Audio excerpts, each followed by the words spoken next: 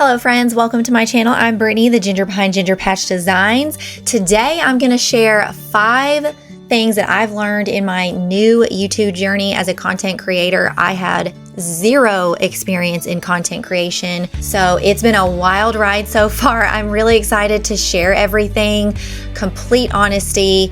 I'm going to be showing you some of my analytics, my goals, and just being really honest about my journey so far. I hope this is helpful to someone who's thinking of starting their journey or just is curious about the process. So here we go. So I started my YouTube channel on June the 5th. So if it's roughly 2 months, would be somewhere between last week and this week as of this recording. Today is August 14th. So roughly right in there. And as of this recording, I have, let's see here, I have 475, oh, I got some more, overnight, 475 subscribers, 50 videos. That is including several shorts that I wish I could delete, but I read that that's not a good idea, so I'm just going to leave them. And 1.4 thousand watch hours, and 55,000 views total. So the first thing I want to talk about that I've learned through my YouTube journey is goals. Now, I definitely had prior goals before starting my YouTube channel. My initial goal in starting my channel was to broaden my audience and to broaden my customer base on my product-based business. And that is still a goal, but the goals have adapted and adjusted simply based on everything that I've learned about how YouTube works. And we'll talk more about what I've learned as far as how YouTube works, a lot of which I did not find in my research, which is very strange. So I'm trying to say that your initial goals or objectives behind why and how you're going to go about starting your channel might change or be adjusted a little bit, and you need to be prepared for that. YouTube is its own beast, which, like I said, we'll talk about here in a minute. And the way you think it's going to go in your head might not exactly go that way. When I first started, I really liked watching/listening to other makers or small business owners like me, or small business tip channels, etc. And so that's what I wanted to do. I didn't want to copy what they were doing. I wanted to somehow put my own razzle dazzle on it. How I was going to do that, I had no clue, but I thought, oh, I'll figure it out, you know. And after my first, 3 or 4 videos, which, sidebar, you do not have to go watch those. They are as cringe as you can possibly imagine a new YouTuber would be. What I quickly realized about my first few videos is I wasn't offering anything of value to my audience. Like, my audience had no reason to watch my videos unless they're just people that know me. And then even then it's like, so I quickly learned that I need to offer something of value in my videos. I need to give the audience a reason to watch or tune in to my channel. And this brings us to point number 2, which is the learning curve. Now, before I started my YouTube journey, I actually started my YouTube journey months in advance. I was reading, watching, listening to all kinds of content, just trying to be like a sponge, just soaking it all in, right? And in all that research, I read that the whole YouTube process it takes time and patience, which I expected, because it's something completely new to me. But what I did not read much about, surprisingly, is why it takes that long. And the reason it takes that long for a lot of people is the learning curve. YouTube is unlike many other platforms, even Instagram or TikTok. And I am not going to sit here and pretend to be an expert and give advice on any of these social media platforms, because I am not. But I will say, if you've watched some of my previous videos, the one where I had a market flop and I've talked about some business things. I've been an Etsy seller for almost eight or 9 years. I can't remember. I've had my own Shopify website for going on 2 years. So I'm not new to selling platforms. But YouTube is not a selling platform. I thought I'd have a leg up on like understanding what algorithms are and how they work and SEO and all of that. It is, and I do understand it on those selling platforms, but YouTube SEO and algorithm is completely different. And maybe I just didn't watch or read or listen to enough educational information about that being the why it takes so much time and patience, but that's what I've been able to put together, and I hope that is helpful for someone else, because when I made that realization, I was like, all right, I have a lot more work to do. As far as the learning curve, the truth is, even though you see a lot of people become very successful very quickly on YouTube, for most people, it is a slower process. It's a gradual not scaffolded. That's a teacher term. Sorry. It's a gradual building process before you become successful. And something you need to remind yourself of, it's really hard not to play the comparison game, but success means different things to different people. For one person, being successful is becoming monetized in like 3 months, which is great, which is very unusual, by the way. Whereas success to someone else like me, I am not monetized yet. I don't have 1,000 subscribers. I've only been on YouTube for 2 months. But for me right now, I feel like I am successful because there's progression. As long as you see some measurement of growth, to me, that's success. So in your YouTube learning journey, don't be too hard on yourself. As long as you're seeing growth and progression, you're doing a good job.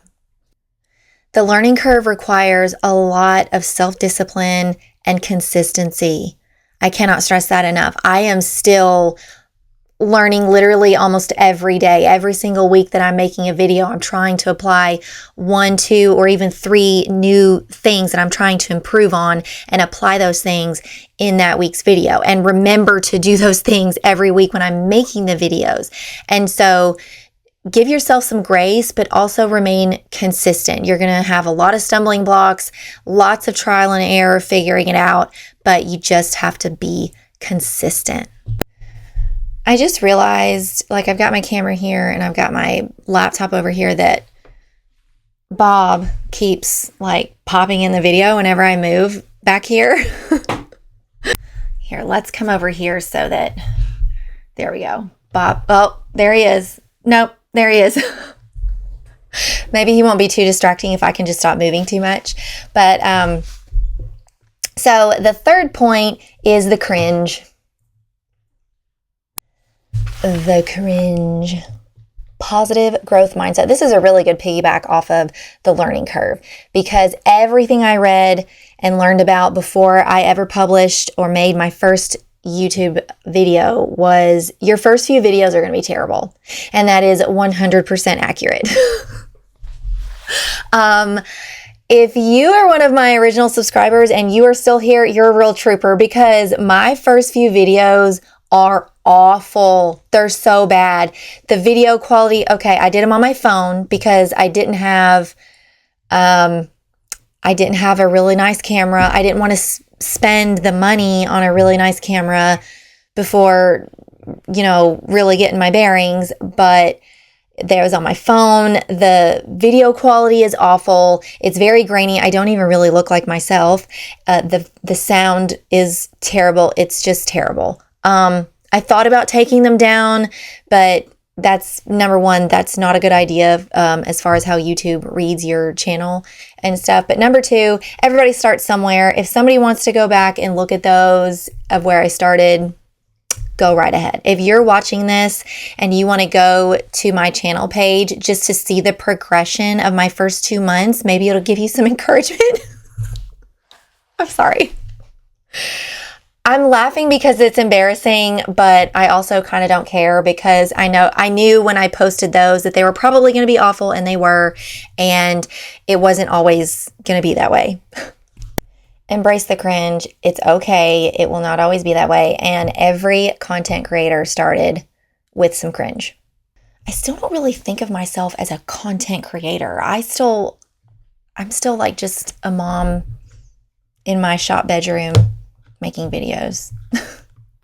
So you know how a lot of people will, like, their face will be down in the corner of the screen and then they show a screen recording of what they're doing? That's what I had intended to do, but I just remembered that I don't know how to do it and I don't have time to do it in this video. So speaking of learning curve, I will learn it. I just don't have time to learn it right now because I have 1 hour and 10 minutes before I have to leave to go get in the car line. My desk is like squeaking. I hope that's not in the video. Squeaky, squeaky. The fourth major thing I've learned on YouTube is the data. Now, when you first log into your analytics dashboard that YouTube provides for you, it can be intimidating, scary, overwhelming, but it's actually extremely helpful. YouTube does a pretty decent job providing a ton of data for you to utilize and use to make adjustments to be more successful. Now, I feel like in this regard, I had a leg up, even though I was completely new to YouTube. I'm not new to data. Like I said, I've had an Etsy and a Shopify store, and I'm also a former teacher. And if you are a teacher or you know one, we are no stranger to data. Like, we live and breathe data in the classroom. It's like drilled down our throats.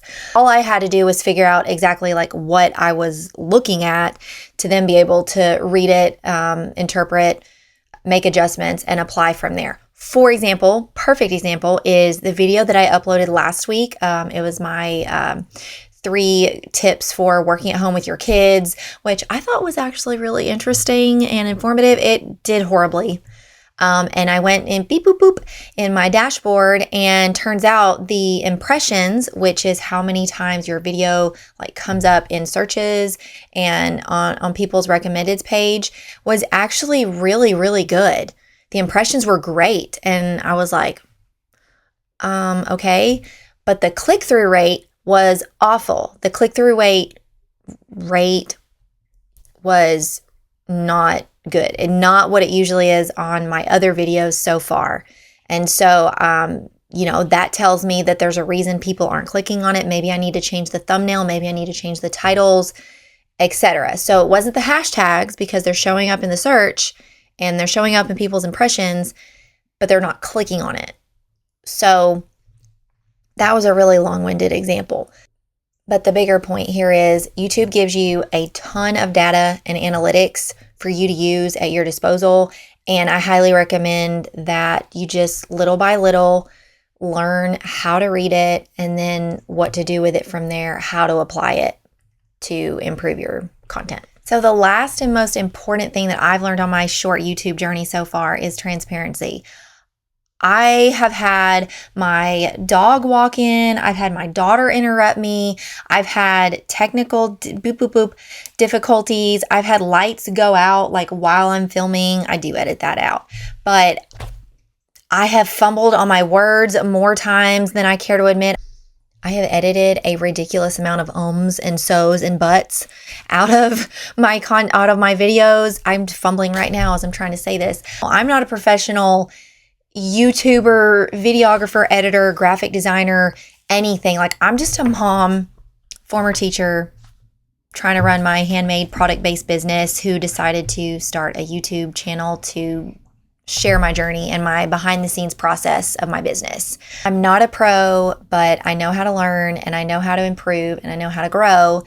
And I'm more focused on progress versus perfection. I'm seeing progress. I'm seeing growth in the analytics, the quality of the content I'm putting out, my comfortability on camera. Again, if you're prepared for the cringe and you go back and just briefly look at some of my earlier videos when I first started back in June, I feel like I'm even more my awkward self, because I'm just like in here word vomiting by myself in my room. And it's just it was a very odd dynamic talking to a camera, but like pretending like I'm talking to people. I am talking to people. They're just not live here with me, right?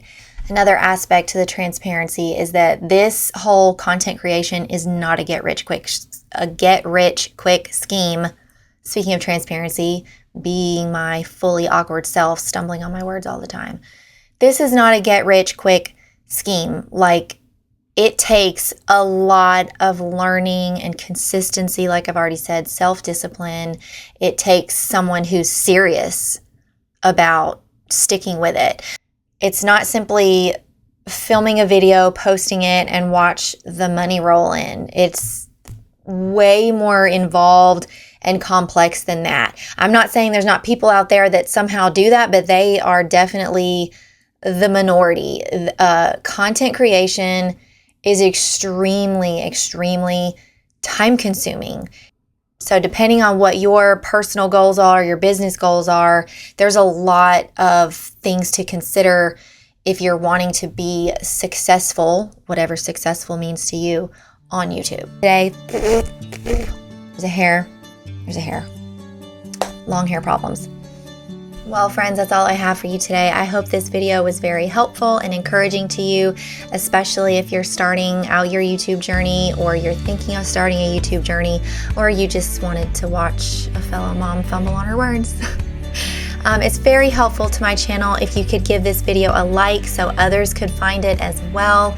That's all, folks. I will see you next time.